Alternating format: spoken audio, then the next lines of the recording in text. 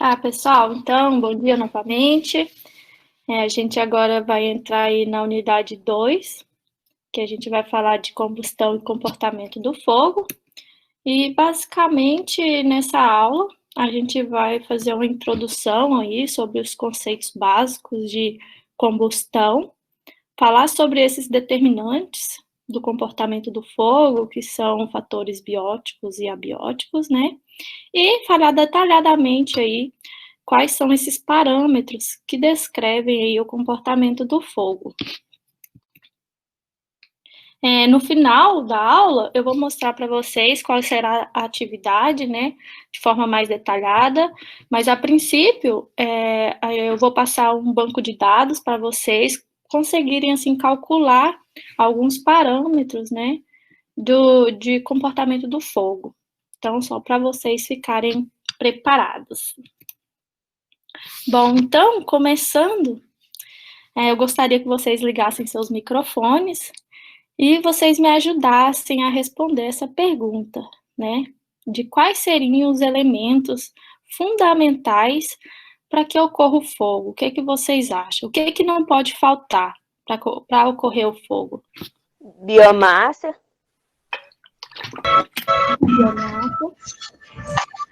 O que mais? Oxigênio e calor. Oxigênio e calor, muito bem. Ótimo. Então, essas definições correspondem aí ao nosso triângulo do fogo, né? Nós precisamos de um comburente, precisamos de um combustível e de um calor. E só assim, com a união desses três componentes, a gente vai ter a geração de luz e calor, que é a chama, né? Mas, assim, se tratando de queimadas, o que seria, né, cada um desses componentes? No caso do combustível, a gente teria na floresta ou nas savanas, em qualquer fitofisionomia, os ramos finos, as folhas, sejam elas vivas ou mortas, e as gramíneas, que são fontes de combustível, né? Porque elas são finas, são airadas, então elas entram em ignição facilmente, deixam esse ambiente mais suscetível à ocorrência, né, de queimadas. No caso do calor, quando se trata de queimadas naturais, temos aí a ação dos raios e dos vulcões, né? Como a gente falou na aula passada. E com relação às fontes de ignição antrópica, temos aí, como por exemplo, os fósforos, pinga-fogo, algumas faíscas. Então, temos várias possibilidades como fontes de calor antrópico, né? E para finalizar aqui, o nosso comburente, que seria o oxigênio. Porque sem o oxigênio também não teria essa chama, né? Não seria produzida essa chama. Mas, antes de mais nada, eu gostaria de falar para vocês sobre algumas nomenclaturas, sobre queimadas, porque eu vejo aí muita gente confundindo um pouco esses termos, né? Então, quando se trata de nomenclatura, temos que classificar as queimadas entre naturais e aquelas que são antrópicas, né? As naturais são aquelas queimadas, como a gente falou, não programadas, que são realizadas por raios, e, nesse caso, elas são chamadas de incêndios florestais. Mas, quando se trata de uma queimada antrópica, que não é programada, e ela também passa a ser chamada de incêndio florestal. Então, nesse caso, ela sempre tem que ter um nome associado a ela, né? Então, sempre você fala, foi um incêndio florestal, mas foi um incêndio florestal antrópico, foi um incêndio florestal natural, né? E como a gente sabe essas diferenças? É um pouco complicado, mas na maioria das vezes a gente pode ir por exclusão, né? De fatores, por exemplo, uma queimada natural só pode ocorrer na transição, né, entre a seca e a chuva, devido a ter os raios. Então, se uma queimada ocorre, por exemplo, em junho, a gente sabe que não está chovendo, então, com certeza, ela vai ser uma queimada antrópica. Mas existem algumas queimadas antrópicas que são programadas. E, nesse caso, podemos chamar elas de queimadas controladas ou queimadas prescritas. E qual a diferença entre as duas? A diferença é que as queimadas controladas, elas geralmente estão associadas a objetivos agropastoris. Então, numa determinada fazenda, numa determinada cultura, os agricultores ateiam fogo, né, para renovação de pasto, para limpeza, e quando eles legalizam essa queimada, a gente chama ela de queimada controlada. No caso de queimada prescrita, seria aí mais voltada a objetivos de manejo e conservação de áreas protegidas.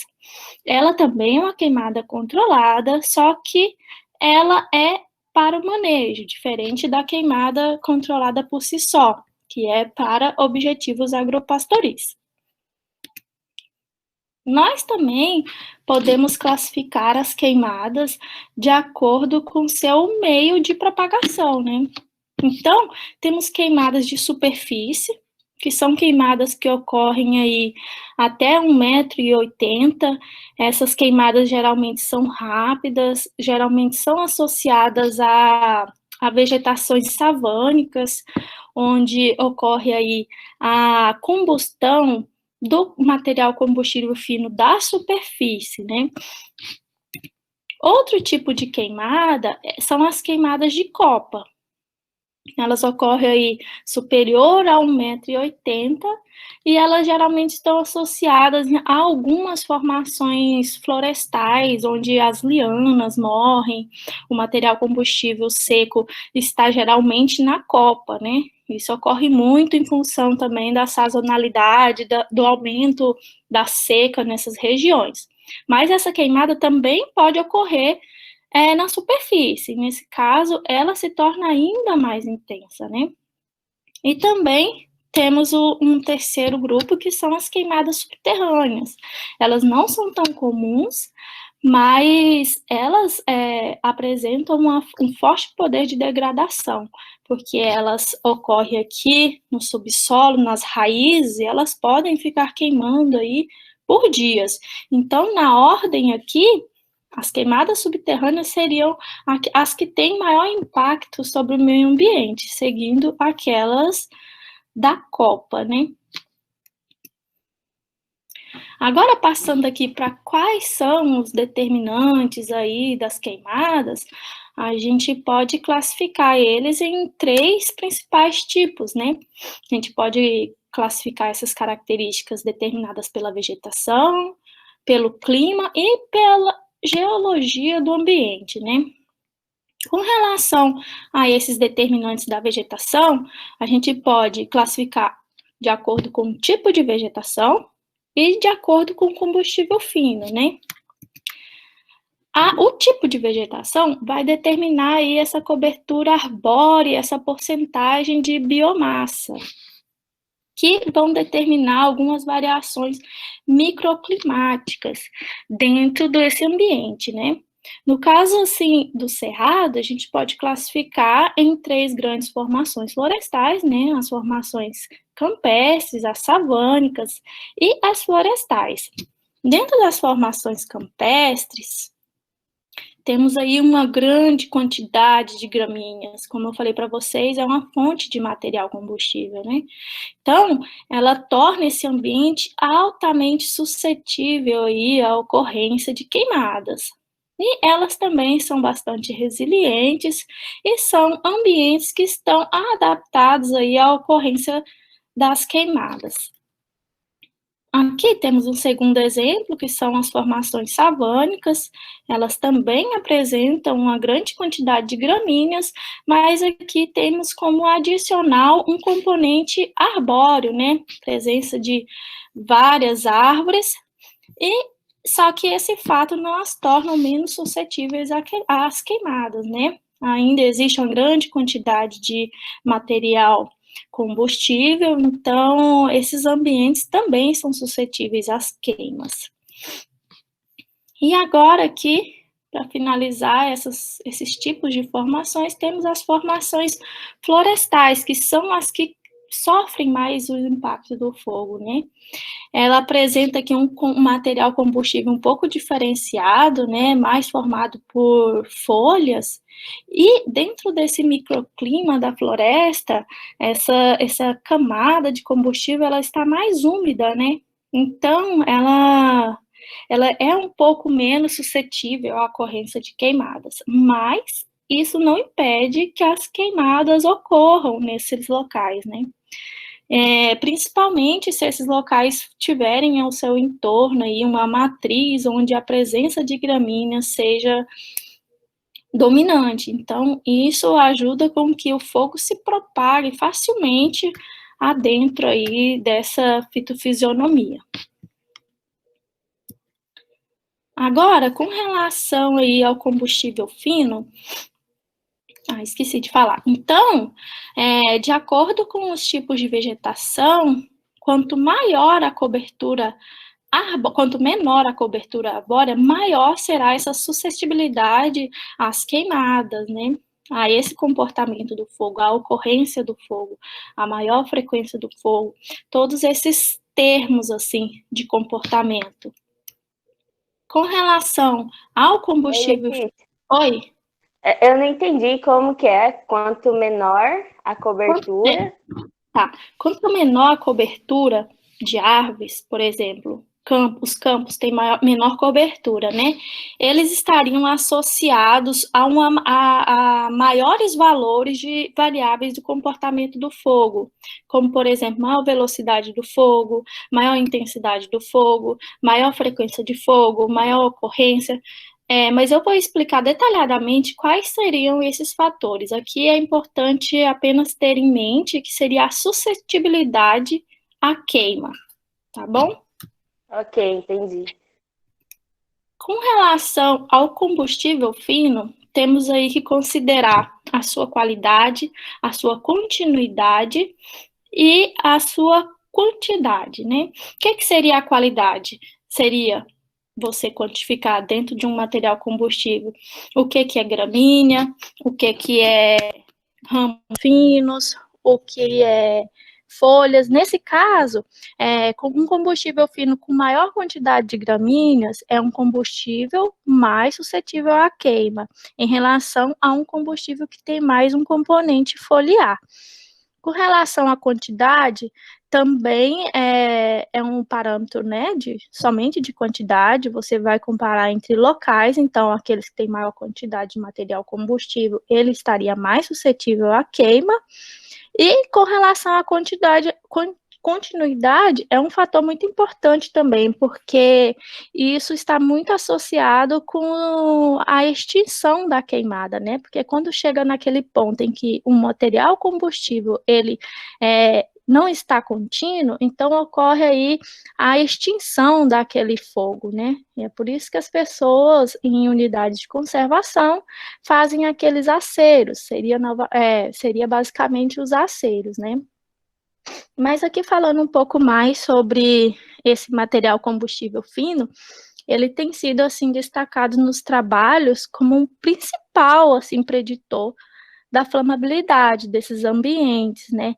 E aqui tem uma definição do que seria, né? Seria toda a biomassa viva ou morta até 2 metros de altura, porque as chamas geralmente atingem, em média, esses 2 metros de altura, sendo compostas aí por gramíneas, folhas, ramos finos de até 6 milímetros de diâmetro, né? E esse material combustível, ele é formado basicamente pelo componente herbáceo e gramíneas, sendo que 95% desses extratos irão contribuir para a formação desse material combustível, enquanto que o componente arbóreo e arbustivo irá contribuir com uma pequena fração da sua biomassa, geralmente associada às folhas e os ramos finos que caem dessas árvores, né? Então, nesse caso, quando a gente tem um ambiente com muito combustível fino, 50% em contraste com 50% de combustível fino, a gente pode ver aqui nessa simulação que o fogo ele vai se propagar mais rapidamente, com maior intensidade, com maior área queimada nesse local em que o combustível fino ocorre em torno de 100%. É claro que essa é uma simulação fictícia, né? É muito difícil ter um ambiente assim, com 100% de combustível, mas, teoricamente, isso iria acontecer assim.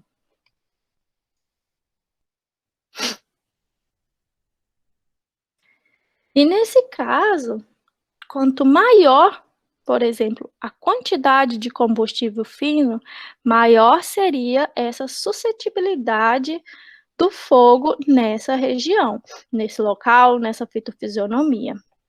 Quanto maior a continuidade, maior a suscetibilidade. E quanto maior a qualidade em termos de maior quantidade de gramíneas, maior seria essa suscetibilidade.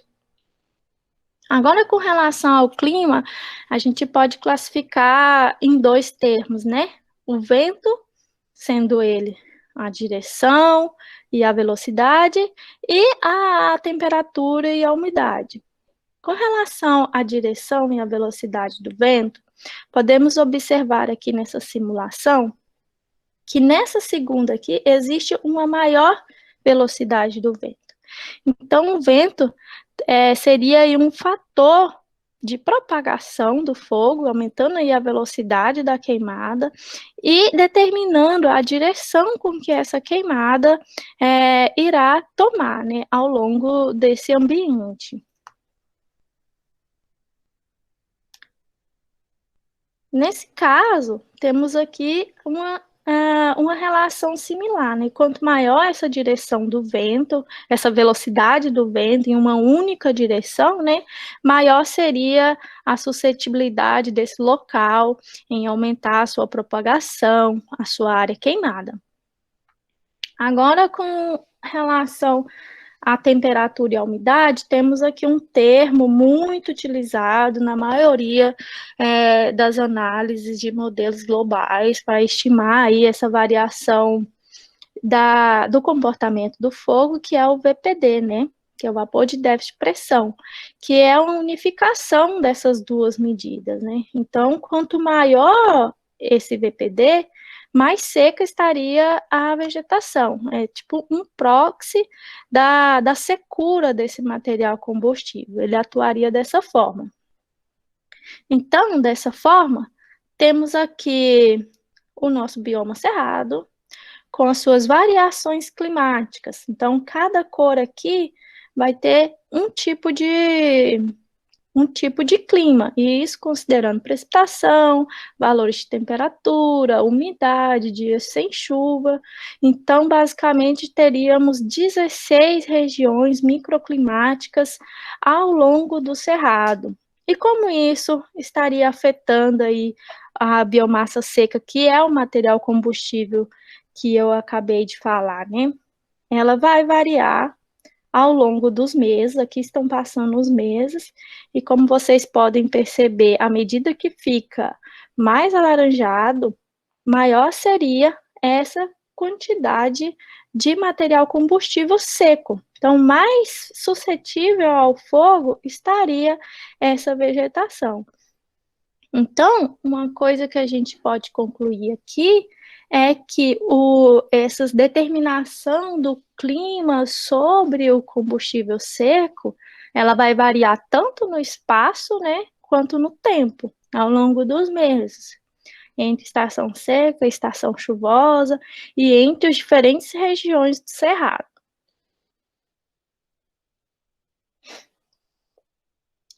Nessa forma, quanto maior esses valores de VPD, maior é a suscetibilidade desse ambiente à ocorrência de queimadas. Agora, para finalizar essa parte de determinantes, temos o componente geológico, né? Que a gente pode classificar entre declividade e barreira física. A inclinação do terreno é uma variável muito importante aí no comportamento do fogo. Como podemos observar aqui, um minuto. Aqui temos uma suposta montanha, né? Nesse sentido, o fogo iria estar se propagando. E se o vento, o sentido do vento está no mesmo sentido da propagação, teremos uma velocidade do fogo alta. Mas, se esse vento está no sentido contrário do sentido da propagação, esse fogo vai ter uma velocidade mais lenta, né? A mesma coisa ocorre quando o sentido do vento está morro abaixo e o sentido da propagação também está morro abaixo. Então, essa propagação de fogo será ainda menor do que esses dois exemplos anteriores, né? E aqui também temos mais um exemplo em que o fogo está descendo, esse aqui é o sentido da propagação, e o vento está no sentido ao contrário. Então, nesse cenário aqui, seria onde a propagação seria mais lenta. Então, todos esses fatores vão aí influenciar na declividade. E aqui é só um exemplo de uma simulação. Aqui tem um ponto de ignição e a gente pode observar para onde o fogo irá se propagar. Como vocês podem observar, ele sempre vai no sentido morro acima, né? A partir do momento que ele chega aqui mais no pico, ele começa a tomar outras proporções que podem variar de acordo com o vento, com a quantidade de material combustível, mas o primeiro sentido que ele vai seguir é o sentido morro acima.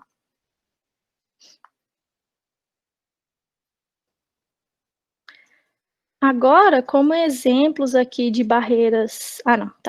E a declividade, nesse caso, também vai seguir o mesmo sentido, né? Aumenta a declividade, aumenta aí a suscetibilidade à propagação do fogo no ambiente.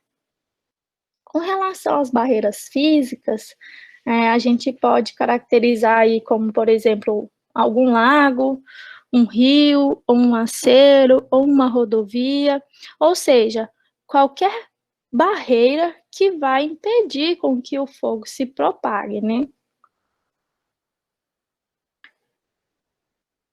Por exemplo, nessa simulação, seria como se fosse algum rio, né?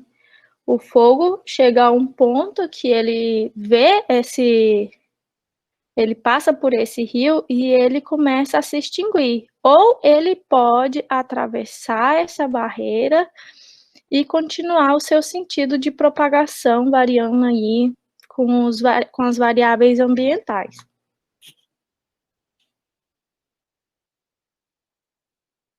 Bom, agora, basicamente, sobre a caracterização das queimadas. Esse é um dos tópicos mais importantes da aula de hoje, que é onde a gente vai fazer as atividades e que a gente precisa ter mais atenção. Com relação à caracterização das queimadas, a gente pode caracterizá-las assim em termos de comportamento, de regime e de padrões. Com relação ao comportamento do fogo, na hora de uma queimada, você pode quantificar a velocidade, a intensidade e o calor liberado.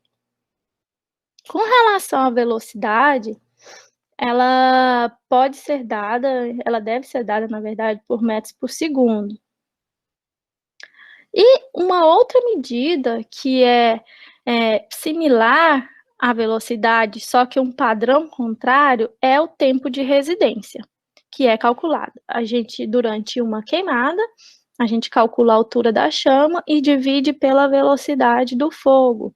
Por que que a gente faz isso? Para ter um tempo de residência, né? O que acontece?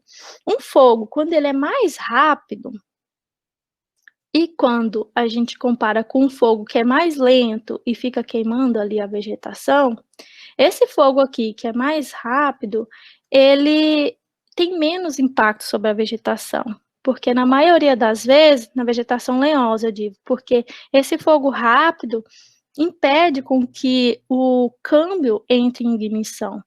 Mas à medida que o fogo fica aqui parado por muito tempo, queimando esse indivíduo arbóreo, o caule pode entrar em ignição e pode levar aí à morte do indivíduo, né?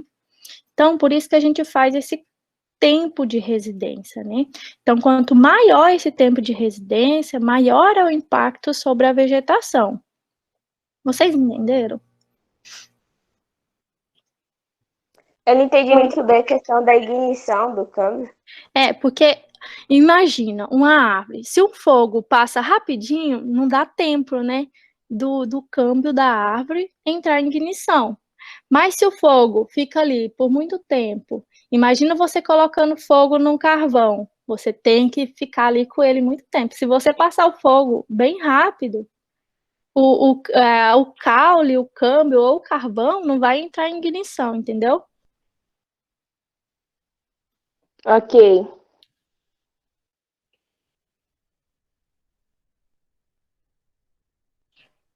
Agora, com relação à intensidade. A intensidade é uma unidade de medida diária, que é dada em quilojoules por metros por segundo. E como que a gente calcula a intensidade, né? A gente calcula, a gente vai ter uma medida de calor efetivo, que para a savana é 15.500 e para a floresta é 20.000. É uma medida, né? Para a gente conseguir calcular essa ignição. Também temos a quantidade de material de combustível fino consumido e a gente multiplica também aí pela velocidade do fogo. Então, a partir desses 3 componentes, a gente consegue dizer a intensidade do fogo. Como vocês podem ver, são componentes aditivos, né? Então, quanto maior o combustível fino consumido e maior a velocidade, maior vai ser essa intensidade do fogo. Uma coisa também que a gente precisa lembrar é sobre... Oi. Então, uma pergunta. Esses cálculos do calor efetivo, eu tinha na minha cabeça que o calor efetivo deveria ser maior em savanas, porque você teria uma maior intensidade do fogo em savanas.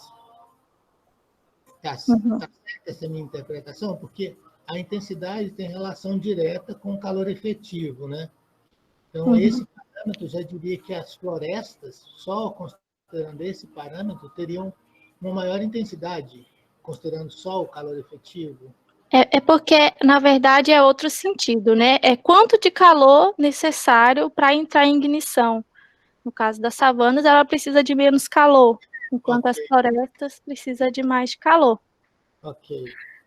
Aí, esse cálculo de intensidade também pode ser calculado de diversas formas, né?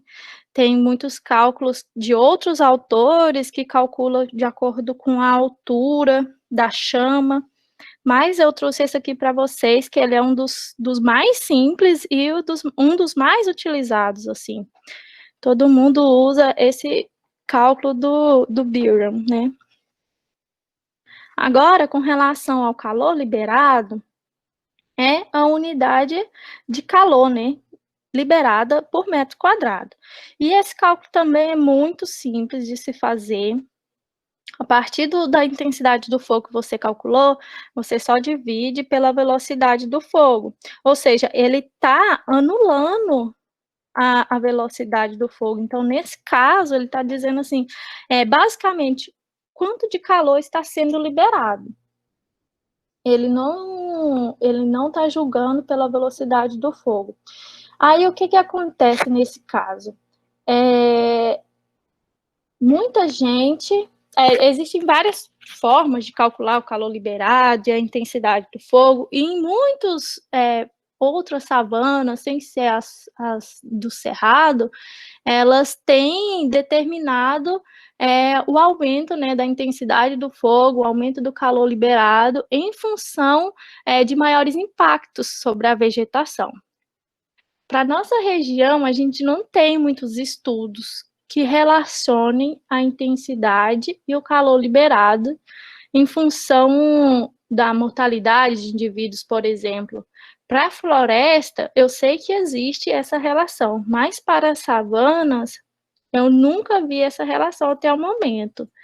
Então, eu acho um pouco difícil explicar sobre intensidade do fogo e calor liberado e seus impactos sobre a vegetação, principalmente aí do cerrado, porque, como a gente sabe, falou bastante na última aula, é uma vegetação adaptada ao fogo, né? Então, todos esses termos aqui, todos esses cálculos estão relacionados aí principalmente ao material combustível, que é um material que ele se recupera rapidamente. Então, determinar o impacto de acordo com essas ferramentas, com esses cálculos, eu acho um pouco complicado.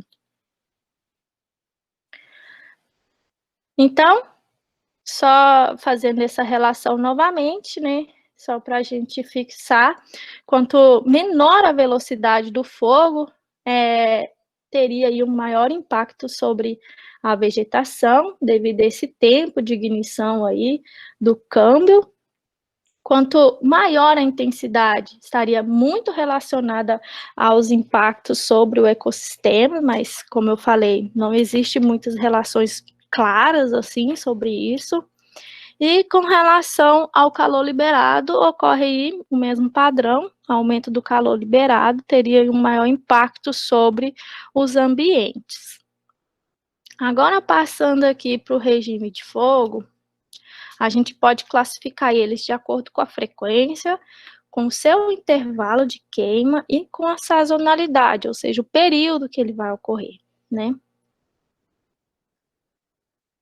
Com relação à frequência, seria basicamente o número de queimadas que ocorre num determinado local. Temos aqui um exemplo que eu sempre gosto de mostrar, que são as queimadas prescritas que são realizadas lá na Fazenda Tanguro, que vocês conhecem. Então, uma área de vegetação florestal, que foi queimada a cada 3 anos, e a gente pode observar o nível de degradação desse ambiente, né? Com grande quantidade de gramíneas, sendo que a maioria são exóticas, né? Então, aqui a gente consegue ver claramente o efeito dessa frequência de fogo. Agora aqui com relação ao intervalo de fogo, essa é uma questão que a gente sempre precisa avaliar. Por exemplo, temos essas duas áreas, né? As duas áreas, se eu chegasse aqui para vocês e falasse, essas duas áreas ocorreram 2 queimadas ao longo de 20 anos, mas essa segunda área aqui está com menor biomassa, ela está diferente, ela, por exemplo, tem menor diversidade, não sei. O que vocês me falariam nesse caso?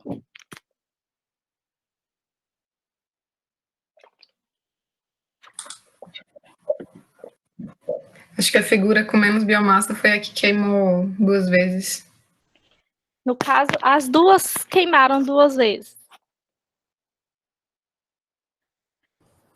O momento de ocorrência da queimada? Sim, e como, por exemplo? Eu acho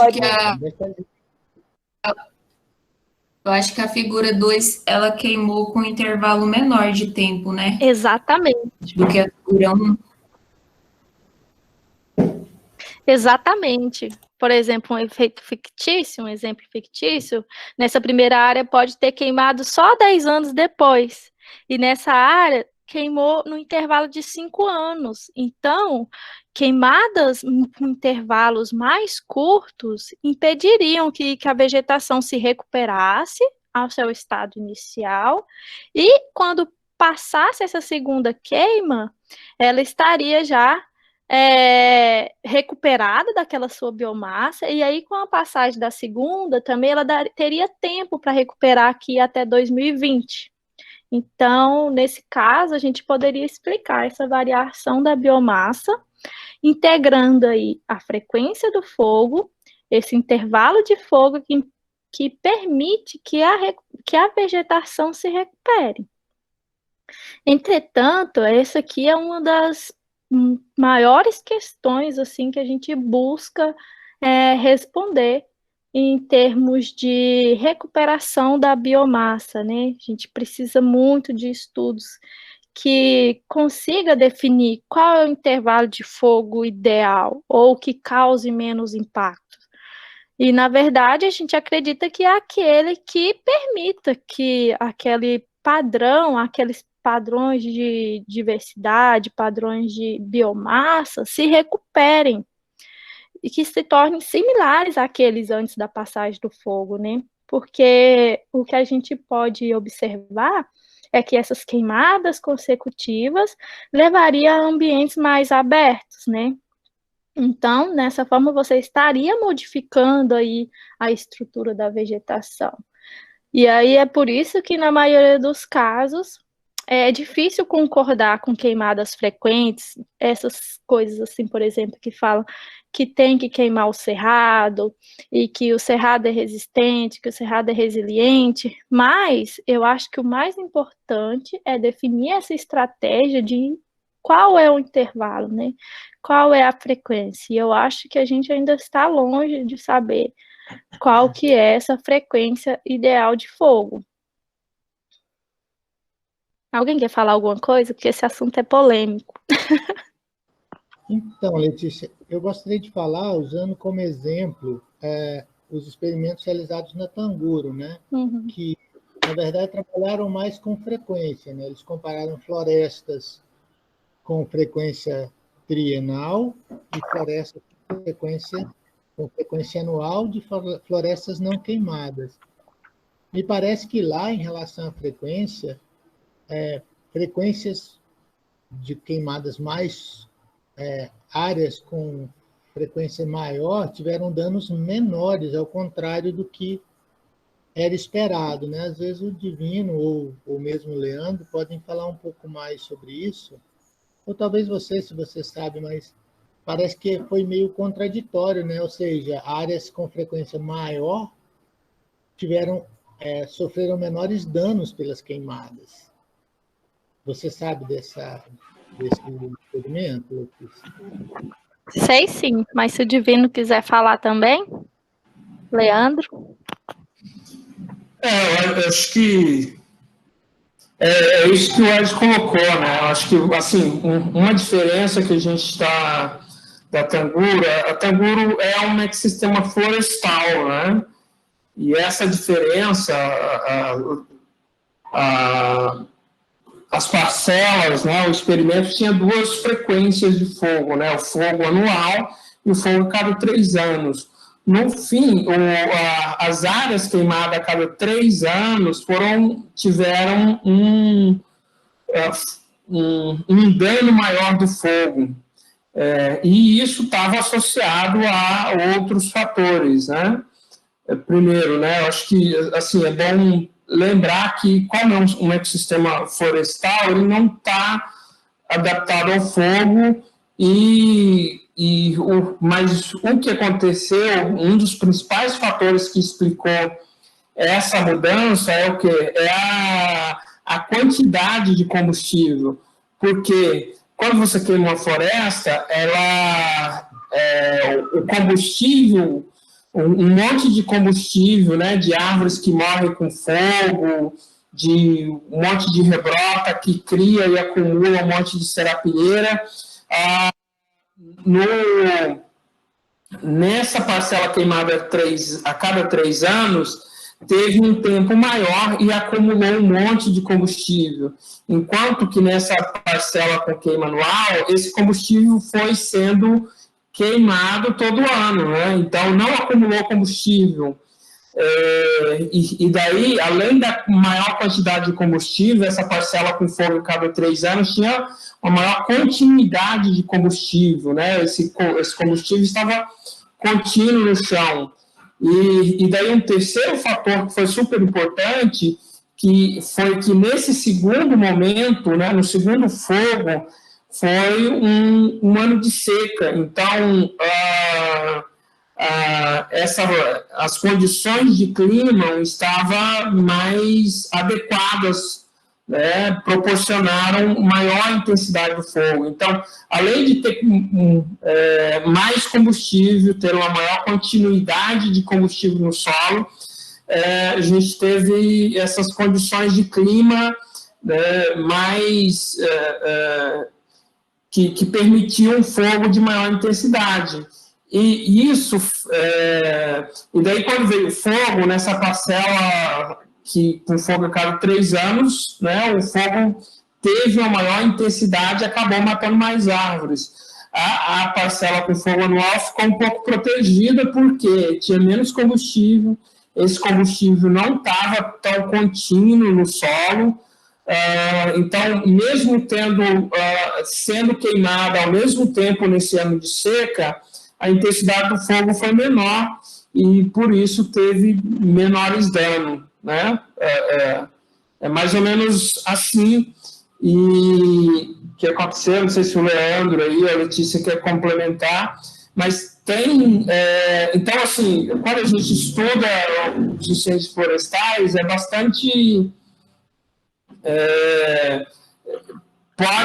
a combinação de todos esses fatores, como a Letícia está explicando aí, né, elas nem sempre elas vão ter um peso equivalente, né? Por exemplo, nessa história da Tanguro, a intensidade do fogo acabou sendo maior nessa área com maior frequência de fogo. Então, nesse caso, né, a quantidade de combustível, as condições de clima e a intensidade do fogo foi mais importante do que a frequência do fogo em si. Uhum.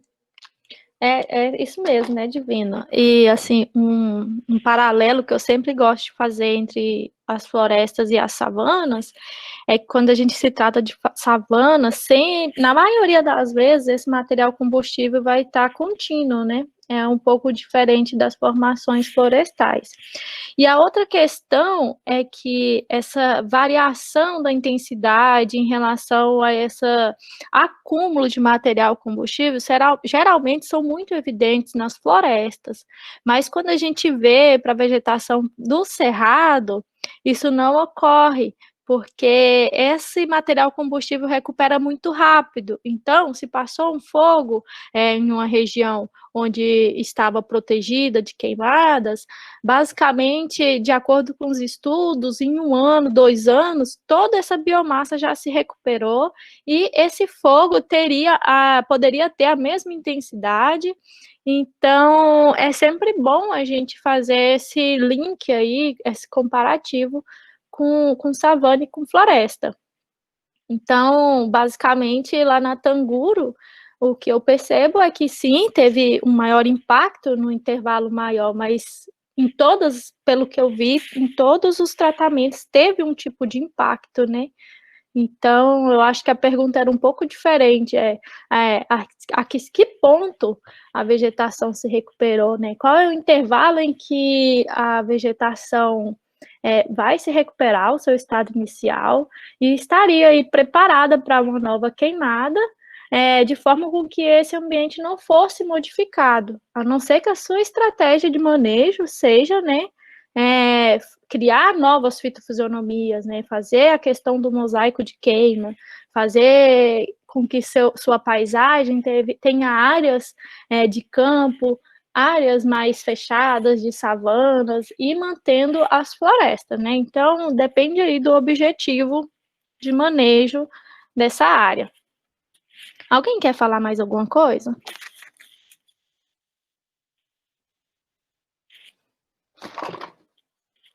Na verdade, a pergunta do experimento da Fazenda Tanguro não é, no meu entendimento, não é parecida com o experimento de fogo em savana. Em savana, qual o intervalo de tempo necessário para essas savanas se recuperarem? Na Tanguro, a pergunta é qual o efeito do fogo sobre a degradação das florestas? Né? Eu acho que não se pode falar em tempo de recuperação nessas florestas que não evoluíram com o fogo, que não estão adaptadas ao fogo. Né? Exatamente. Só esse comentário, que em savanas a principal questão é de quanto em quanto tempo a gente coloca fogo, né? Se é que nós vamos colocar. Na floresta, não. Nós não devemos colocar fogo, porque nós estamos mostrando que o fogo degrada a floresta de diferentes maneiras, dependendo da frequência que a gente coloca, que esse fogo é colocado, né? Exatamente. Leandro? Ele não gosta de falar, ele vai falar só na vez dele. Tá bom. O da Tanguro, Letícia, eu pretendo explorar um pouquinho mais no segundo bloco também. Ótimo, que aí vai ser bem o efeito, né? Isso. Mas, realmente, eu concordo que o principal fator mesmo aqui da Tanguro é o impacto, né? O efeito das queimadas sobre o ambiente florestal, e que isso difere basicamente entre savana e floresta, como você colocou, né? O Ed acabou de falar que um é para ver o intervalo de recuperação e aqui o impacto, né? Basicamente as diferenças fundamentais entre a comparação de fogo entre savana e floresta. Com certeza. E até porque aqui o exemplo foi de savana, né? Eu ainda não tinha chegado na parte das florestas, mas é exatamente isso. Foi bom o link e a gente precisa pensar bastante sobre isso. Agora, vamos passar aqui para sazonalidade, né? Que seria o período com que essa queima ocorre. Essa questão é mais relacionada aí às formações savânicas, que a gente pode classificar elas como precoce, modais e tardias, né? As precoces são aquelas que estão realizadas no início, mais no início ali do ano, onde ainda está tendo muita chuva, né? E o material combustível está mais úmido, e aí você consegue fazer uma queimada mais controlada, né? Isso ocorre bastante. Aí temos algumas queimadas que são em agosto, que são as modais porque é onde ocorre a maior frequência aí, a maioria das culturas, das agriculturas estão ateando fogo em seus pastos, na espera aí da estação chuvosa, em outubro, novembro, né, e a tardia, que tem sido aí realizada geralmente em setembro, e muitas vezes tem sido associada com maiores danos na vegetação, né, porque quando a gente compara uma vegetação, aqui temos uma na estação seca, outra na estação chuvosa. Então, nesse período aqui, a vegetação está muito seca e ela está muito propícia à ocorrência de queimadas, e uma queimada bem severa, bem intensa, e é isso que tem sido retratado. Agora, com relação aos padrões... Agora, com relação às relações, né? Quanto maior essa frequência de fogo, maior seria o impacto, como a gente acabou de discutir, sobre a recuperação dessas vegetações, no caso de formações savânicas, né? E no caso de formações florestais, a gente viu aí que existe alguns aspectos que precisam ser avaliados de forma menos geral, menos abrangente. Com relação ao intervalo, quanto menor esse intervalo de fogo, maior seriam esses impactos sobre a vegetação, porque eles impedem, né, que a vegetação se recupere. E com relação à sazonalidade, né, quanto mais seco o ambiente, né, mais impactos teria sobre a vegetação, até porque queimadas, uma coisa que eu esqueci de dizer, algumas queimadas em setembro podem ter menos impactos, né, à medida que ela está bem próxima da estação chuvosa, então essa vegetação poderia se recuperar rapidamente, né? Diferente de uma queimada em agosto, onde está na estação seca e ainda vai demorar bastante para o início das chuvas, né? Então, ela teria um grande impacto, mas essas relações ainda não estão muito bem estabelecidas, né? Com relação às queimadas precoces, sim, na maioria das vezes elas causam menores impactos em termos de biomassa da vegetação. Mas esses aspectos ainda precisam ser bem estudados. Eu acho que o Leandro e o Ed vai falar bastante sobre isso também. Eu tenho só um comentário em respeito ao momento da ocorrência de fogo no cerrado, pensando na vegetação lenhosa. Eu sempre noto que esse fogo precoce no cerrado ele tem menos efeito sobre as espécies lenhosas, porque em julho e agosto, a grande maioria das plantas lenhosas estão sem folhas. Então, não há uma perda de área fotossintética dessas plantas quando o fogo ocorre em julho, agosto. Mas, quando o fogo ocorre em setembro ou início de outubro, isso pode acontecer, o que ocorre? Quando o fogo passa, grande parte das plantas já produziu aquela coorte de folhas que vai ser usada para realizar fotossíntese ao longo de todo o período chuvoso. Então, o que acontece é que as plantas investiram bastante energia em produzir folhas, que são órgãos caros para a planta, né? E esses órgãos vão ser perdidos, então as plantas vão ter que investir de novo em uma nova coorte de folhas. E esse recurso investido em folhas, ele se torna indisponível, por exemplo, para crescimento da planta, né, em altura ou em diâmetro, e se torna indisponível também para reprodução. A gente sabe que os recursos são limitados, né? A gente falou sobre trade-offs na aula de ecologia de populações e comunidades. Então, só para deixar claro aqui que o momento, o estágio fenológico das plantas é muito importante quando a gente considera o momento da ocorrência do fogo, né? Isso eu tenho muito claro na cabeça e a gente quase não testa isso, né? Um comentário adicional, Letícia, já que você tem um tema polêmico, né? Não, é porque eu não fico preocupada em entrar um pouco no tema de vocês. Mas, assim, a professora Heloísa tem feito vários experimentos, né, tanto com germinação de sementes, quanto floração, e aí ela está vendo vários impactos, né, de acordo com a época da queima e o tipo de vegetação, o tipo de espécie, né.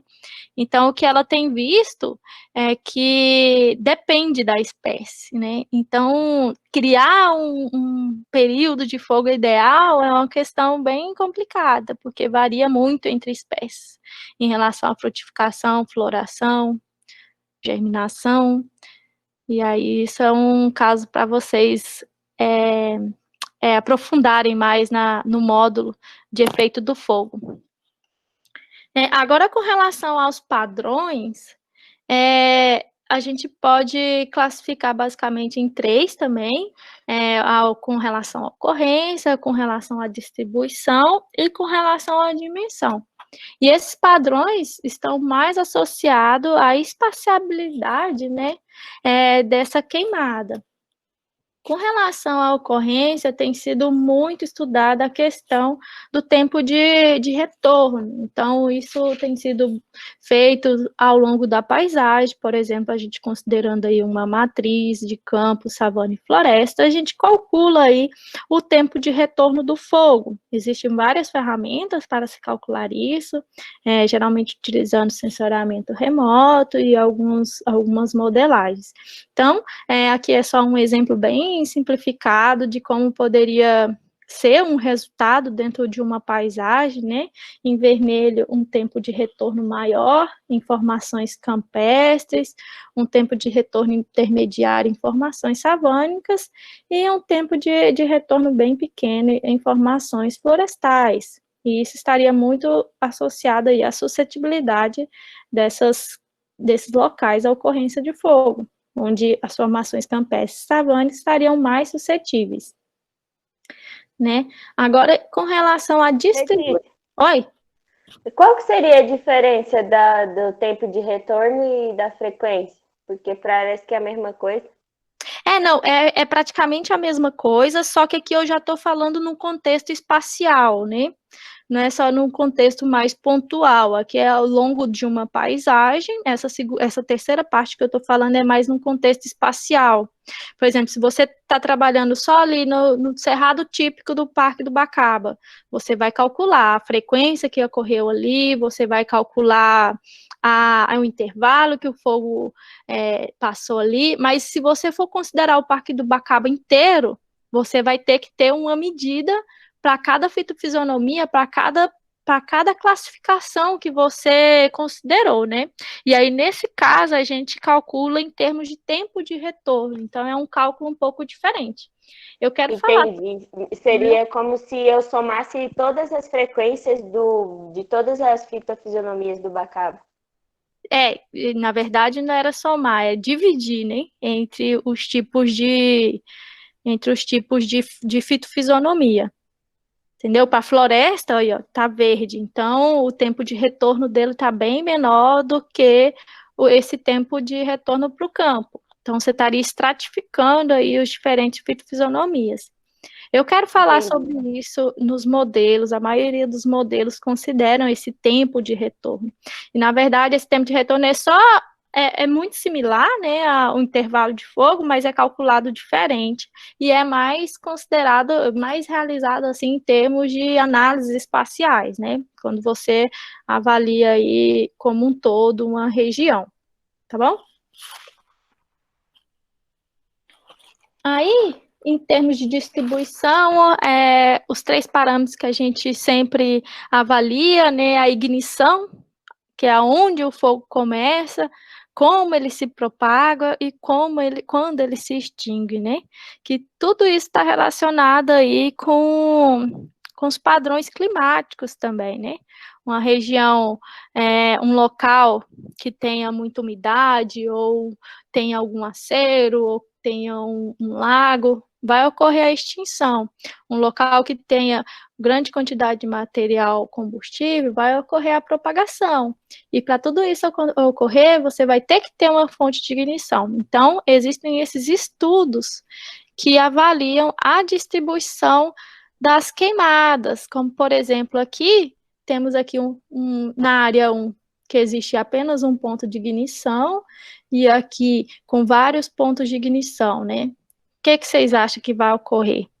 Onde vai ter maior velocidade do fogo? Onde o fogo vai ter uma maior área queimada? Então, esse tipo de estudo tenta avaliar essas questões. Nesse caso aqui, a gente pode observar que nessa área onde temos vários pontos de ignição, o fogo consegue se propagar muito mais rapidamente e atinge uma maior extensão, né, de área queimada. Então, é mais em termos de distribuição espacial mesmo do fogo, considerar tudo isso. Os pontos de ignição, a questão da propagação e quando ele se extingue. Posso fazer uma pergunta aí, Letícia, por favor? Desculpe interromper.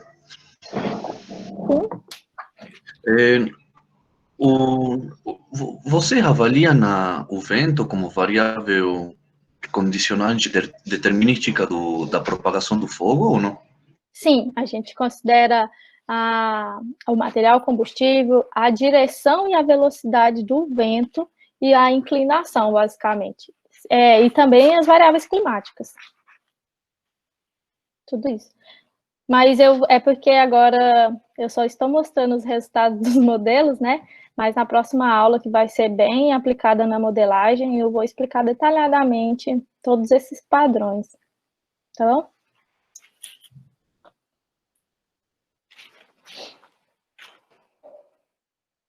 Agora, com relação à dimensão, é algo muito similar, né? Em qual local é praticamente o mesmo slide, né? Então, quanto maior fontes de ignição, maior seria essa extensão da área queimada. Então, é muito similar a questão da extensão, da distribuição e da dimensão, mas aqui só está calculando mesmo a área queimada, nesse caso. Então, aqui a segunda figura tem uma maior área queimada e pode estar relacionado com a ignição. Bom, Então, fazendo aqui nossas relações novamente, né? Temos aqui a ocorrência. Então, quanto menor esse tempo de retorno, maior vai ser o impacto, né? Que está muito relacionado ao intervalo. Menor tempo de retorno pode ser menor intervalo de fogo também, só que aqui em termos de espaço, né? Em termos de uma análise espacial. E aí, quanto maior essa distribuição, maior a dimensão dessa queimada, temos aí um maior impacto também sobre o ecossistema. Até porque muito tem sido associada essa extensão de área queimada com as emissões de gases, né? Então, isso aí teria um impacto propriamente dito aí nas emissões. Agora, uma questão que causa bastante confusão e que eu vejo muitas pessoas usando o termo de forma errada, né? A questão da intensidade, a maioria das pessoas usam para dizer que teve um impacto sobre o meio ambiente, né?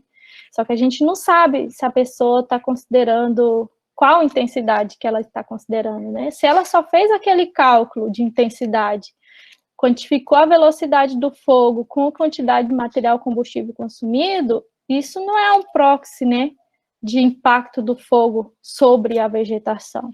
Então, o termo ideal a se usar, na verdade, sempre é melhor a severidade, né? Essa queimada foi muito severa, essa queimada foi menos severa.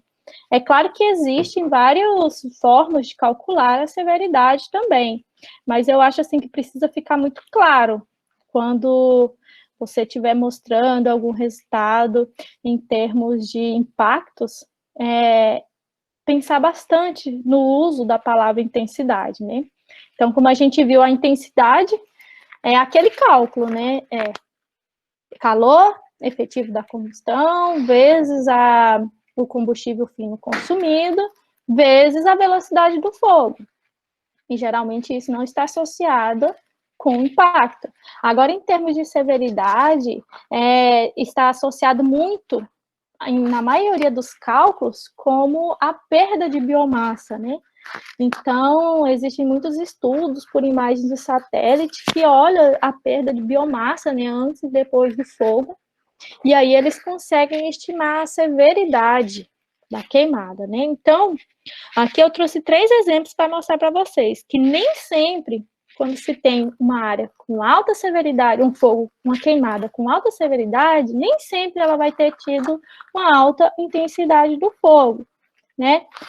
Por exemplo, nessa primeira área aqui, temos várias árvores mortas, temos aqui um material combustível totalmente consumido aí pela passagem do fogo, né? Nesse caso, a gente teve uma alta intensidade porque o material combustível entrou em combustão completamente. Teve uma alta severidade porque perdeu bastante a biomassa, né? Inclusive, muitos indivíduos morreram. Agora, quando a gente passa para o exemplo número 2, a gente pode dizer que a severidade foi alta e a intensidade foi baixa. Por quê? A intensidade foi baixa porque existem ainda alguns componentes que não entraram em ignição. E, então, existem ainda algumas ilhas de vegetação verde e que não queimaram. E ela ainda apresenta uma alta severidade, porque essa queimada, apesar de ter sido de baixa intensidade, ela provocou a morte aí da copa da árvore, que a gente chama de top kill, né? Então, o indivíduo não pode não ter chegado a morrer, mas ela perdeu um pouco dessa biomassa e que vai se recuperar aí ao longo do tempo. Mas, quando a gente vê aqui esse outro exemplo, a gente consegue observar, olha, as copas das árvores estão todas verdes, tem grande quantidade de combustível. E nesse caso, como que vai ficar a classificação? Alguém tem alguma sugestão? Baixa severidade e baixa intensidade? Exatamente, exatamente. Então, por isso que a gente sempre tem que tomar muito cuidado ao falar sobre esses termos. Aqui ficou entendido?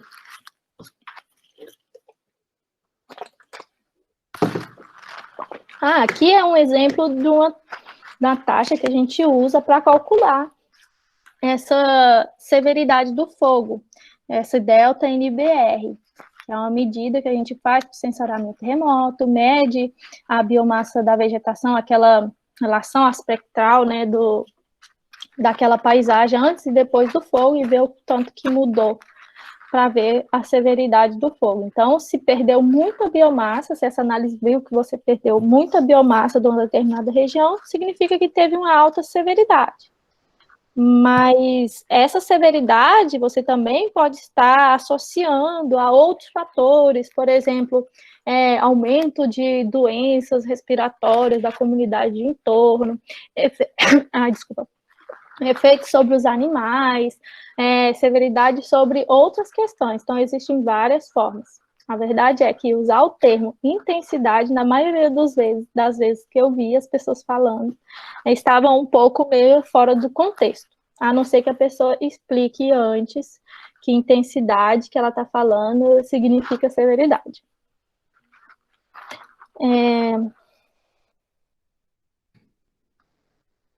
Agora, passando aqui um pouco para a combustão, né? Depois que... Esse aqui já está no nosso tópico final, tá, gente? Com relação à combustão. Depois que passa o fogo, o que a gente pode fazer?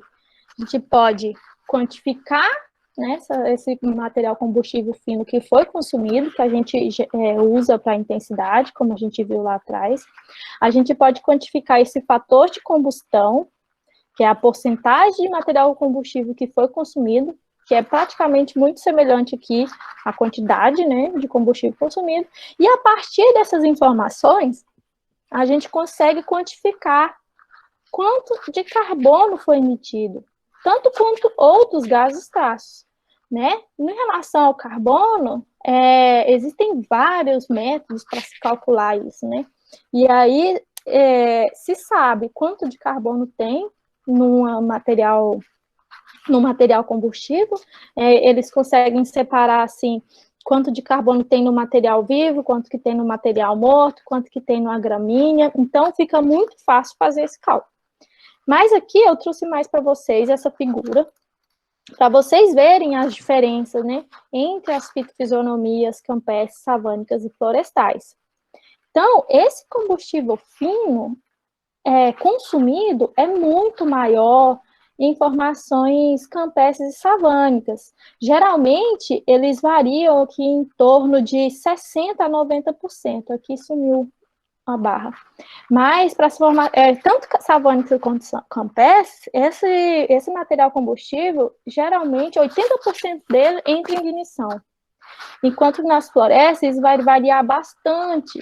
E está muito relacionado aí as variações microclimáticas dentro da floresta, né? Ela é mais úmida.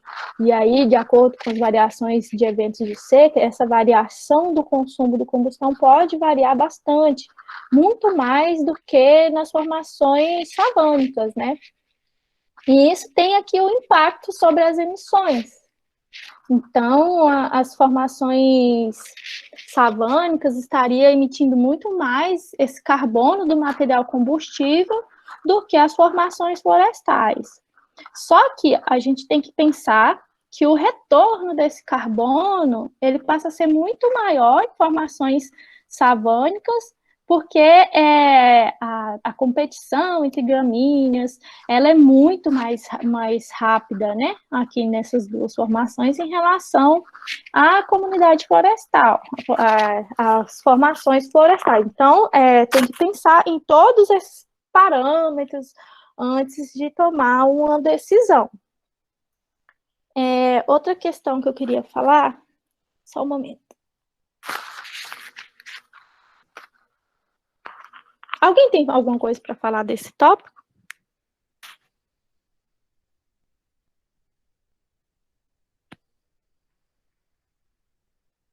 Não, né? Não, então, basicamente é isso. O que seria esse carbono emitido? É o CO2, a fumaça? Isso. Tem uma quantidade de carbono dentro da fumaça, né? Que foi emitida. Parte do carbono, ela ela fica no solo, né, em formas de cinzas, e parte desse carbono pode ser emitido para a atmosfera, que é o que causa, né, o efeito estufa. Então, essa é uma das medidas. Mas dentro desse cálculo, você pode medir quantidade de amônio, quantidade de nitrogênio, quantidade de vários outros gases, né? Então, aqui eu só trouxe para vocês o gás carbônico, que é só para mostrar mesmo essa diferença, que no caso de formações campestres florestais, vai ocorrer uma maior proporção lá da combustão, maior fator de combustão e maior carbono vai ser emitido durante a queimada. Por que seria isso? Tipo, as florestas liberariam menos fumaça? Em questão de... Porque, por exemplo, aqui está mostrando que o combustível é mais consumido nas formações campestres savânicas, ok? Aqui tem menos consumo de combustível. Então, a biomassa que está sendo perdida para a atmosfera é muito maior aqui para as formações campestres savânicas. É verdade, verdade. Né? E então, as formações, nesse caso, eu estou falando só de material combustível fino, mas a gente tem que lembrar também que ao longo do tempo as árvores vão morrendo, né? Depois que passa o fogo, e esse pode ser um processo meio lento. Na maioria das vezes, quando o fogo passa, não ocorre a mortalidade imediata dos indivíduos, ele pode ir morrendo ao longo do tempo, e isso também precisa ser quantificado. Então, esse carbono que está ali na biomassa, quando a gente fala em biomassa, a gente tem que lembrar que existe carbono lá dentro, né? E que existe uma proporção de carbono. Então, quando ela morre, esse carbono, ou ele é liberado por meio das queimadas, por meio da combustão, ou também pode ser pela... Gente, eu esqueci essa palavra. A gente chama de smoldering, não é não, Letícia? Fumegamento, smoldering. Isso mesmo. Então, pode perder por diversas formas. E aí, quando a gente quantifica, a gente tem que falar. Estou falando de combustível fino, com carbono emitido pelo combustível fino. Não, estou falando pelas classes de árvores mortas ao longo do tempo. Então, só lembrando que aqui está bem relacionado ao combustível fino. E aqui, como eu falei, tudo isso está relacionado com a umidade do combustível, com a continuidade e com a proporção entre vivas e mortas. Geralmente, nas formações savânicas, florestais, o componente está muito úmido, né? Dentro da floresta é mais úmida, ela tem menos vento. Então, aquele ambiente está muito úmido, então não vai queimar tanta biomassa. No caso das formações campestres savânicas, essa queima vai ser muito intensa, vai ter muita liberação de carbono, porque vai ter muita perda de biomassa. E agora eu lembrei o que eu ia falar. Por que é muito similar entre campestre e savânica? A maioria dos parâmetros que a gente avalia geralmente são muito similares. Porque nas formações savânicas existem um componente abortivo, só que quando a gente quantifica o material combustível fino, é muito semelhante entre formações campestres e savânicas, né? É claro que a gente tem que considerar aí a grande variação entre formações savânicas, por exemplo, a gente pode ter um cerrado denso, né, quando a gente compara com o cerrado típico, o cerrado rupestre e o cerrado ralo. Claro que pode existir uma diferença. Mas, na maioria das vezes, a quantificação e a qualidade desse material combustível é muito semelhante entre formações campestres savânicas, e, por isso, elas têm uma grande semelhança aí com esses padrões de combustível fino consumido. Agora, só mais uma questão, que é com relação a quais são os drivers que a gente deve considerar, quais são os determinantes, né, do fogo e como eles modificam ao longo das escalas espaciais e temporais, né? Por exemplo, se você quer avaliar o comportamento do fogo, o que é o comportamento do fogo que a gente viu, né? Velocidade, intensidade, calor liberado. Você precisa considerar topografia, indispensavelmente, combustível e microclima. E para isso, você precisa de um tempo inferior, né? Você pode fazer isso em questão de horas. Você pode fazer em 5 metros quadrados, assim, num espaço pequeno e um tempo pequeno. Mas isso pode mudar ao longo do tempo. Quando você quer avaliar o risco de fogo, você precisa considerar outros tipos de variáveis, né? Você precisa de saber qual é a probabilidade daquele fogo ocorrer devido a uma fonte de ignição, né? Devido a algum conflito entre terrenos, por exemplo. Você precisa saber o tempo, que seria o clima naquele dia, né? Sem ser o clima regional, o clima daquele dia. Qual é a temperatura do dia? Qual é a umidade do dia? Qual é a velocidade do vento no dia? Vai chover, não vai chover? Então, isso aí a gente usa muito na questão do risco de fogo. E para isso, a gente vai precisar de uma escala maior de tempo e uma escala maior no espaço. Então, aí a gente vai precisar avaliar esse risco de fogo ao longo dos meses, pode ser um ano, por exemplo, em que você consiga quantificar a estação seca e a estação chuvosa, e você vai precisar de uma área maior, né, para você ver como que está essa relação aí de ignição ao longo da paisagem, quais são os fatores do entorno que podem estar provocando um maior risco de fogo, né? Existe área degradada do lado da unidade de conservação, por exemplo, que você quer avaliar. Existe queimas, né, clandestinas, existe algum conflito entre fazendeiros, algo assim, nesse sentido.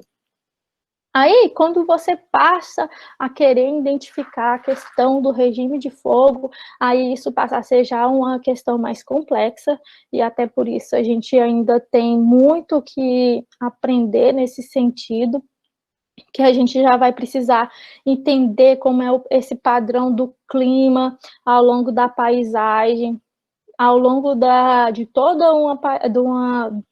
das mudanças de uso da terra, né? Então, nessa parte aí, você já vai precisar de uma escala temporal maior, em torno de décadas, e uma escala espacial muito maior. E aí, tudo isso é só para vocês perceberem que todas as variáveis estão conectadas, né? Quando eu falo de material combustível, eu estou falando se ele está úmido, se ele está seco. Quando eu falo sobre declividade, eu tenho que considerar o vento. Então, esse slide aqui é mais para mostrar para vocês que existe aí essa conexão entre múltiplas variáveis e que elas não podem andar sozinhas. Por isso que eu achei muito complicado mostrar para vocês tópico por tópico, né? Até porque estão todos conectados. A gente pode ver aqui, por exemplo, quem são os preditores do comportamento do fogo, só para a gente sintetizar nesse slide final. Temos lá o tipo de vegetação, né, campestre, savânico e florestal, e temos a quantidade de material combustível, que vai predizer esse comportamento do fogo. Temos as variáveis da atmosfera, né, umidade, temperatura, o vento, que vão determinar o comportamento do fogo. E esse comportamento do fogo, por si, vai afetar novamente essa vegetação, né? Porque ela vai estar transformando essa vegetação, por exemplo, uma vegetação mais aberta, formando aí um feedback, né, de fogo. O Leandro e o Ed vai explicar um pouco melhor para vocês. Mas, à medida que o fogo passa e começa a deixar aquela área mais aberta, com mais quantidade de gramíneas, ela se torna cada vez mais suscetível à ocorrência de queimadas, né? Então, forma um feedback climático aqui. Tem a questão também, quanto maior a ocorrência do fogo, mais emissões de gases vai ocorrer naquela região. Ou, e isso vai acarretar um aumento aí nas mudanças climáticas, como, por exemplo, o efeito estufa. Com o efeito estufa, o que vai acontecer? Vai ficar um clima mais seco, um clima mais quente, e isso também propicia a ocorrência de queimadas. Então, vai fechar um feedback tanto climático aqui, quanto um feedback positivo sobre a vegetação. Então, aumenta a velocidade do fogo, aumenta a frequência de fogo, aumenta a quantidade de gramíneas, aumenta a quantidade de gramíneas, aumenta a frequência de fogo, e assim sucessivamente. mas eu vou explicar muito melhor esse slide para vocês na próxima aula, quando eu falar dos modelos climáticos regionais e globais. Agora, só um exercício. Essa aqui é uma foto que eu tirei lá na Chapada dos Veadeiros, né? Após uma queimada que foi realizada em janeiro de 2020, pelo Prêmio Fogo e o ICMBio, para fins de manejo e conservação. Então, eu quero que vocês analisem essas fotos e me respondam algumas questões, né? Primeira coisa, qual tipo de queimada ocorreu nessa área? Alguém pode me falar?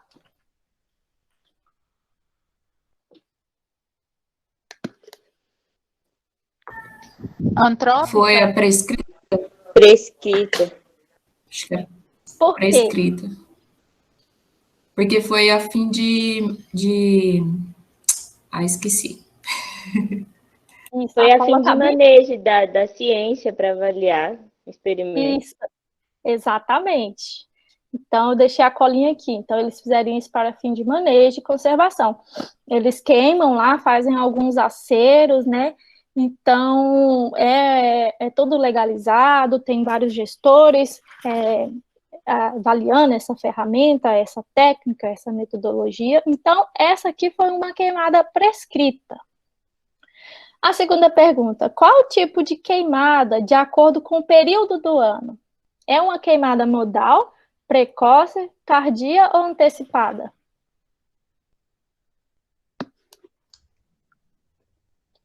Qual que é a diferença entre precoce e antecipada? Não sei. É precoce porque aconteceu em janeiro. Exatamente. Antecipada, gente, eu coloquei aqui só para atrapalhar a vida de vocês. Não existe essa palavra. É precoce, né? Então, aquelas queimadas que ocorrem ali até maio, do início do ano, são queimadas precoces, porque eles tentam... Não posso falar mais nada, porque senão eu vou dar cola. É isso mesmo, é queimada precoce. Segunda pergunta. Qual o grau de severidade e intensidade dessa queimada e por quê?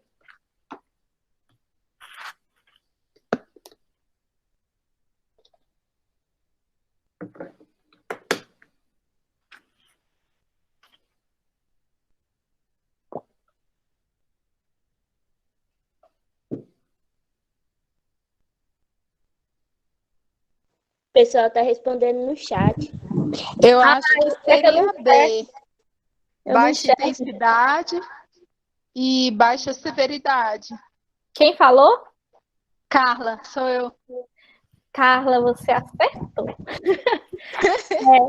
É porque não queimou tudo, né? Você vê a presença da vegetação ainda, né? Não teve a queima total. Exatamente. Em termos de intensidade, a gente vê que o material combustível não levou a ignição completamente. Em termos de severidade, a gente vê que todas as árvores, a maioria, estão ainda com as suas folhas na copa, né? Então, foi um fogo rasteiro ali que não atingiu muito bem a vegetação. Mas a gente tem que lembrar que, ao longo do tempo, essa vegetação, essas folhas, elas podem sofrer aí o processo, né, de dessecação, né? Porque o fogo ainda está ali, ele ainda vai ficar 30 dias com a temperatura elevada ali do solo, então pode promover a queda, né, dessas folhas e torná-las, a mortalidade dessas, não sei se eu posso falar isso, eu não sei falar de folha, e pode causar aí a senescência dela, eu acho que é isso que fala. Então, é bem legal essas queimadas que eles fazem lá na Chapada, eles selecionam algumas áreas que nunca queimaram, só que a gente pode observar que são áreas muito campestres, né? Então, a gente tem que lembrar que para cada tipo de formação vegetal precisa de uma ferramenta e de uma técnica. Bom, só mais uma pergunta. Agora vai ficar difícil. A gente vai calcular... eu escrevi errado. Qual a intensidade e o calor liberado dessa queimada. Eu vou dar uma colinha aqui para vocês. Nesse dia, a velocidade do fogo estava 0,12 metros por segundo. O combustível antes da queimada era 0,67. Depois da queimada, a gente foi lá e mediu novamente o combustível, ele estava 0,01. Então, ele queimou muito, né? Queimou grande parte do combustível desses locais. Aqui temos o calor efetivo da combustão, que é aquele para o cerrado, que eu falei para vocês, 15.500. Então, agora eu quero que vocês calculem para mim a velocidade do fogo, a intensidade do fogo e o calor liberado. É fácil, gente. Pode pegar a canetinha aí. Vou dar um tempinho.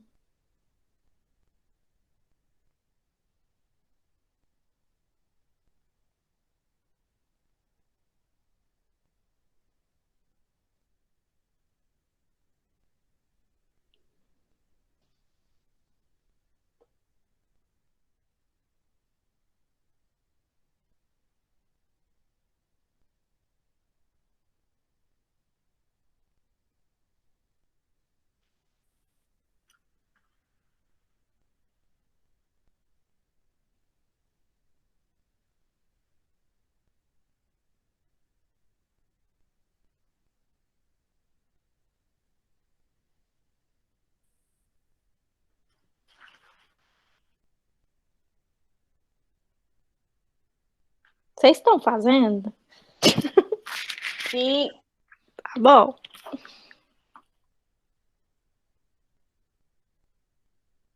As duas são separadas, né? A de cima e a de baixo. Exatamente.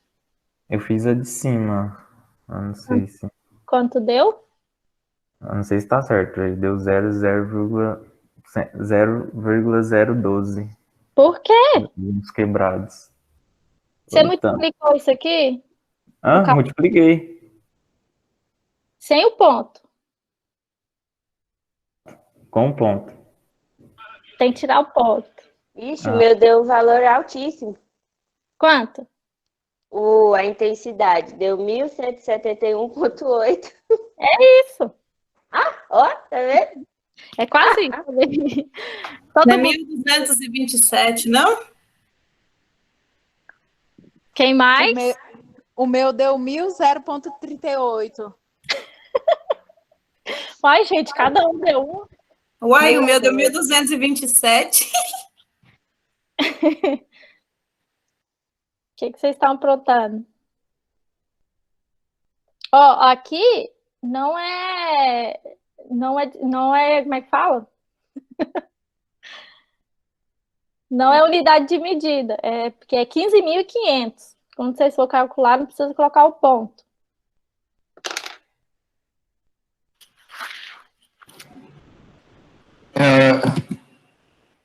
Eu calculei, o meu deu 1.188.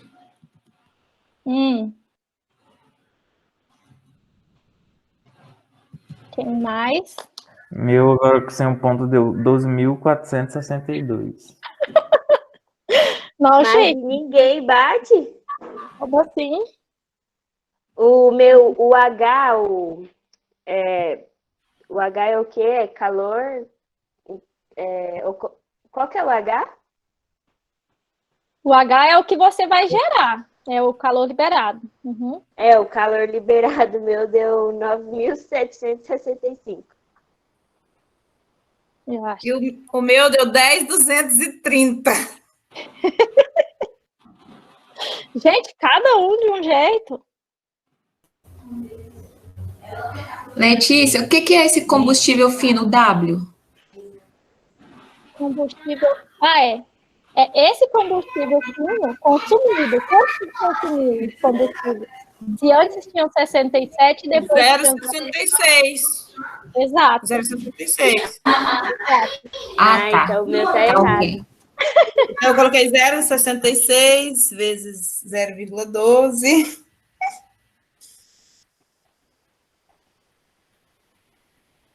E agora? Quanto que tá dando? Então, 1.227,6. Quem falou isso? Jane Claire. Jane Cléia. Quem mais vai falar? Isso, agora sim também, deu 1.227,6. Milena falou, né? Milena. Sim. O meu deu 1.188. Jaciene. Jaciene. O meu agora também deu 1.227,6. Carla. Carla, né?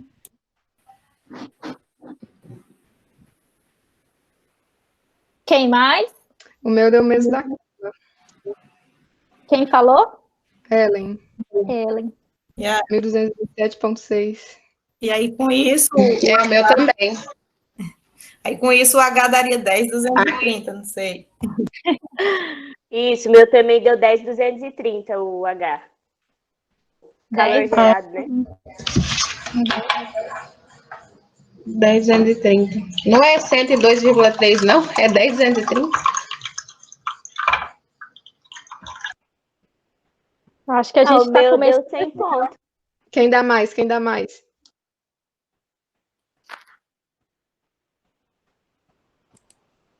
Professora, para o combustível fino, que é o 066, nesse caso, para estar dando esse valor de 1.200, para ele estar considerando a vírgula como ponto? Só uma dúvida. Esse aqui tem que considerar. A vírgula, sim. Agora o outro não. Eu vou até mudar aqui, que eu disse que eu não lembro. Nesse caso, depende da versão do Excel que você está usando. A versão do Excel 3, ele considera ponto como separador de casas decimais. Versão em português não considera ponto como separador de casas decimais, considera vírgula.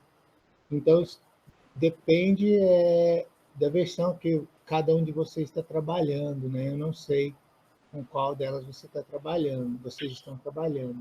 Pode ser que as diferenças tenham sido em consequência disso. Nessa turma, as mulheres que são melhores no cálculo aí, não vi na voz de nenhum homem até agora. Não é nessa turma, Letícia. Não é nessa turma. Isso é regra. Gente. Agora, tão importante, né, Letícia, enquanto o pessoal faz os cálculos, eu acho fazer uma pergunta: o que é uma intensidade alta, né? Assim, calma, Edilene, calma, é o próximo slide. Ok. Não dá spoiler. Tá bom.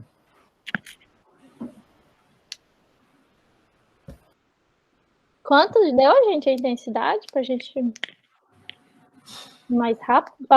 O calor liberado? 10.230, até onde eu vi aqui. 10.230. 10.230. Então, eu acho que a maioria de vocês acertaram. Se eu tivesse aí, vocês iam ganhar balinha. Mas não estou. Agora vamos fazer o que o Ed Lenza pediu. Mas esses aí não tem cálculo, não? Como foi feito, para quem não chegou a esse resultado? Eu vou passar mais um exercício e aí vocês vão poder treinar. Tá bom? Vai estar exemplificado lá na planilha que eu vou mandar para vocês. Então, agora a gente vai comparar esses resultados que a gente calculou com os resultados de comportamento do fogo de uma síntese que eu fiz no meu doutorado. Eu peguei todas as queimadas prescritas no bioma cerrado. Em verde aqui a gente tem as florestas, temos os campos aqui, ó, em rosa, e as formações savânicas em azul. E aí a gente consegue ver essa variação, assim, por exemplo, no comportamento, na velocidade do fogo. Mas o que a gente vai fazer é comparar a intensidade. Veja bem, quando a gente olha assim só para formações campestres, a gente vê que essa intensidade do fogo ela pode variar bastante, né? Entre 1.000 e 1.600. Nesse caso, o resultado que vocês encontraram, vocês acham que ele é alto ou ele é baixo? Em termos de intensidade.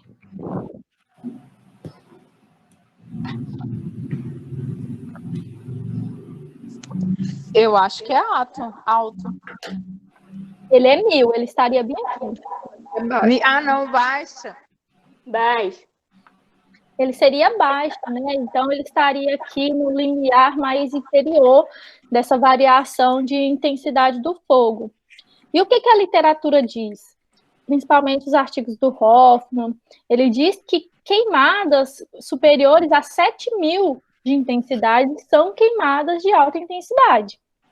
Então, é sempre importante, não só, né, igual o Ed falou, não só calcular só a intensidade, mas você ter ideia se aquela intensidade foi alta ou se foi baixa. E aqui, só mais um exemplo para a gente ver o calor liberado. Não existe muito padrão, porque eu selecionei aqui a umidade relativa, mas poderia ser qualquer outra variável ambiental. A gente pode perceber que ele varia entre 2.000 a 18.000. E a gente teve um calor de 10. Então, ele está aqui um pouco intermediário. Então, ele seria um calor não muito alto, nem muito baixo. Ele seria intermediário.